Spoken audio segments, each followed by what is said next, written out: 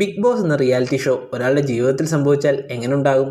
സ്ഥിരം പ്രേക്ഷകർ അല്ലാത്തവർക്ക് പോലും ബിഗ് ബോസ് എന്താണെന്ന് അറിയാമല്ലോ. പരസ്പരം ഒരു പരിചയമില്ലാത്ത ആളുകളെ ഒരു വീട്ടിൽ താമസിപ്പിച്ച് അവർ ചെയ്യുന്നതെല്ലാം ലൈവായി ആളുകളെ കാണിച്ചു കൊടുക്കുന്നു അല്ലേ?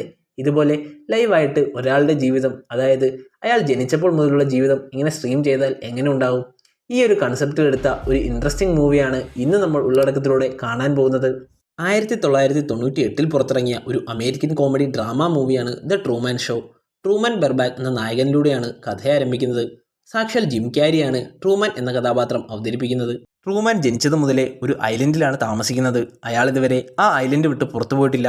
സാക്ഷാൽ ബിഗ് ബോസ് ഹൗസ് എങ്ങനെയാണോ നിർമ്മിക്കുന്നത് അതുപോലെ തന്നെയാണ് ഈ ഐലൻഡും.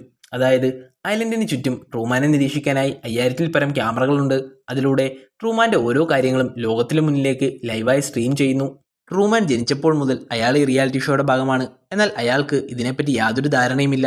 ഒരാളുടെ പച്ചയായ ജീവിതമാണല്ലോ ലോകത്തിനു മുന്നിൽ ലൈവായി സ്ട്രീം ചെയ്യുന്നത്. അതിനാൽ തന്നെ ഇതിലൂടെ പല ഇമോഷൻസും കടന്നു പോകുന്നുണ്ട്. നമ്മളെപ്പോലെ തന്നെ രാവിലെ എഴുന്നേറ്റ് ജോലിക്ക് പോകാനായി തയ്യാറെടുക്കുന്നു ട്രൂമാൻ. അതിനുവേണ്ടി അയാൾ ഒരു കണ്ണാടിയുടെ മുമ്പിൽ നിന്ന് സ്വയം സംസാരിക്കുന്നു. ട്രൂമാനെ സംബന്ധിച്ചിടത്തോളം അതൊരു കണ്ണാടി മാത്രമായിരുന്നു. എന്നാൽ ശരിക്കും അത് ഒരു ക്യാമറയായിരുന്നു. വീട്ടിലെ എല്ലായിടത്തും ക്യാമറ വെച്ചിട്ടുണ്ട്. അതിനാൽ തന്നെ ട്രൂമാൻ്റെ ഓരോ നീക്കവും ആളുകളിലേക്ക് എത്തുന്നു.